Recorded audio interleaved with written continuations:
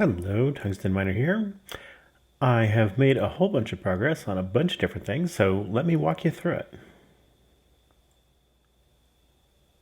Okay, starting out with, we are back at my original little cabin in the woods here. And as you notice, the farm is gone. I've replanted the trees.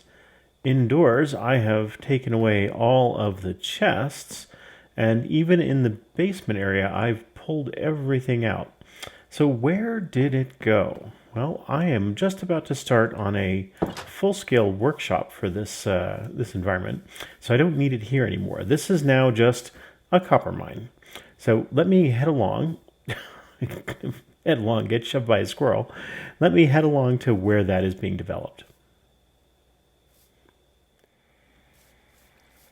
But before we get there, we're actually going to pass by the farm, and I made a bunch of progress here too. So we're going to stop in, and I will show you where things have gotten to at the farm. So first of all, the kitchen itself is now complete, or at least complete enough for now. Got a bunch of cabinets, we've got the actual crafting table, we've got an oven or refrigerator, got a sink which has no water as yet. In Brunel, not only do the sinks require you to pipe in water, but they also require that the water come from an actual water source. Moreover, in Brunel, there's no such thing as infinite water outside of a couple of specified biomes, rivers, oceans, swamps, that kind of thing. So I'm going to need to build some kind of way to get water here. Haven't solved that problem yet. But in my various cabinets, I've got different sorts of food that I have been growing in my farm. And the farm is out here. So get back to this in a minute. Back here, I've got a couple of different plots that are all 9 by 9 with a single piece of water in the center. And then 4 Agricraft crop sticks set up for each plant. So each one has 4 different places where it's growing.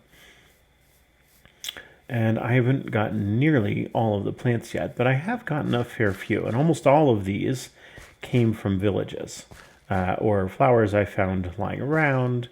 The cactus I brought back with me from my trip to the south in the desert.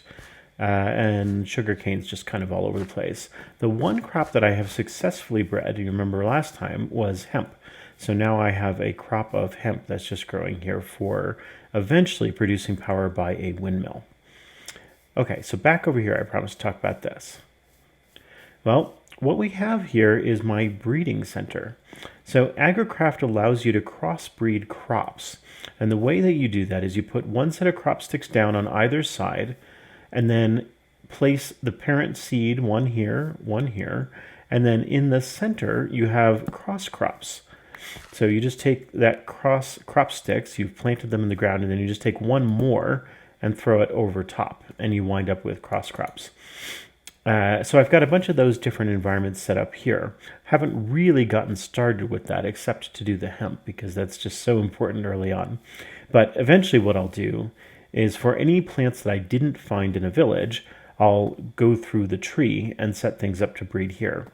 So let's go take a look actually in here. My seed analyzer, pull this guy up, my agricultural journal sitting on the seed analyzer. And here you can see the kind of thing that I'm talking about. Dandelion seeds plus barley seed makes something, not real sure. It doesn't tell you what it is, but it does tell you that it's possible. So you at least know what kinds of things to try and investigate. Beets, I didn't actually breed.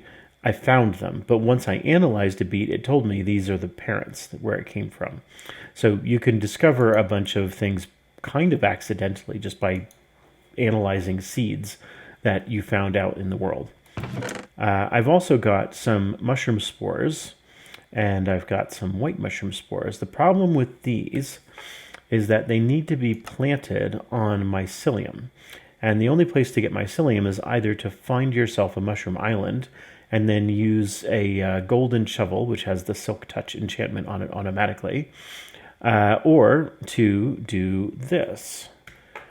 Get yourself a forestry moistener, put yourself down a block of, I think you can start with dirt or seeds. I haven't actually used the moistener before, so I'm going to have to figure this out myself before I get too far.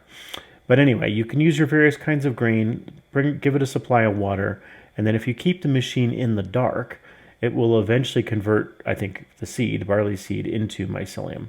Like I said, I'm going to have to play around with that, and I'm going to need a dark area to grow these things. So I have made a basement underneath the kitchen, and the light level standing on this block right here, nearest to the door, is 10. And so it gets back to 0 in this back corner here. So it's plenty dark enough to grow mushrooms down here. And as you can see, I've tilled all the land before I realized I needed mycelium. So I'm going to have to tear this all out again and put down a layer of mycelium down here. But not a big deal. Easy enough to do. The one last thing to talk about here at the farm is my crop kind of augmenter. And the intention here, and I obviously am not getting any progress, so I have to look this up again. But the notion is that as the plant breeds from one stick set to the next, it will eventually increase the potency of the seeds. And I happen not to have that on me, so I will just grab one. If so, you take your magnifying glass, which is just a very simple piece of glass and some sticks, then that will, if you shift and right click, tell you what plant you're looking at now, as well as the light level and a whole bunch of other things. So we can see that I've got a set of seeds here that are 1 out of 3, which means they can be augmented up to 2 more times. Normally, Agricraft allows you to go up to 10 more times, but in Brunel, that's cut down a bit because there's actually a lot of automation you can do around growing plants. So don't quite need all of that. Anyway, that's it with the farm for now, but obviously I've got a lot more room in here, and there's actually a chunk loader kind of buried underneath, which is the world spike from Railcraft. And in Brunel, the world spikes do not require any fuel. You can just set them up and they work all the time. So if you're running a server, you might want to be careful about doling those things out. Anyway, that means the plants will keep growing and the crossbreeding will keep happening and all that kind of stuff, even when I'm not around. So I'm going to head off to the site of the warehouse now. Okay, crossing this last bridge, we can see I am at the future site of the warehouse.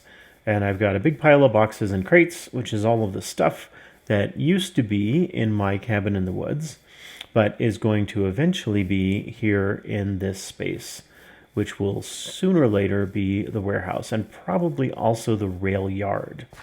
Haven't really thought through the design on this, but the notion I have in mind is to use storage drawers to be able to keep all of my components and whatnot.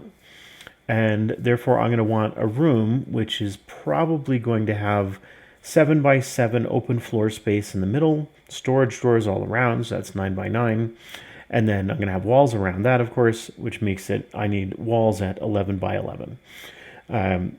On the sides of that, I'll probably want to have maybe a T-shaped building so that one wing can have machinery, metal press and crusher and carpenter and some of these other machines for doing construction-y kinds of things or building parts. And then on another wing, I'll probably have a whole bunch of chests for overflow storage for things that don't fit in the storage drawers.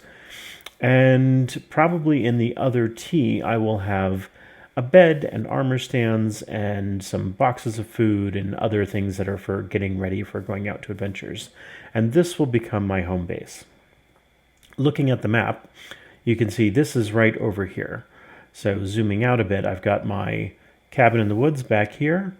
Go along the road, here's the farm. Go along the road, here's my central home base, and probably the rail yard. Going along here, this is the iron mine. And eventually, I will probably put in an orchard over here so I can get tree-based products. This, you remember, is a dark forest, so I'll probably turn this into a charcoal field and make some charcoal pits next to it or in it or something like that. And then over here, I've got a coniferous trees, so spruce and taiga kind of biomes, and that has nickel, I believe, and so I'll probably set up a mine down here. The other thing I've done is a bit more exploring, and found that this whole swamp is now kind of exposed, but I've got a closer bit of swamp over here, and here's my swamp cabin, so I probably won't bother about making anything more there. And I think I already talked about all the exploration down here, so eventually I will need to be able to have a convenient way to get down there, but probably what I will do is extend this road down, and then bring it down to this point here, throw a bridge across, and then I'll be able to get to at least my swamp cabin without having to get on a boat. And we'll see. It's going to be a long bit of road to make to get all the way down here. So we'll see how feasible that winds up being. I don't think, though, that I'm going to find an easier stretch or way of doing this. So what I might do is set up some kind of more boats contraption that will maybe go from this point here. Not real sure. We'll figure something out. And just kind of ferry things back and forth between these 2 points. So I'll set up a train depot here and a train depot here, and have a chain of boats going back and forth between these 2 points, and being able to make that connection. And then I can set up a train system to be able to bring me down and go around all these different places down here.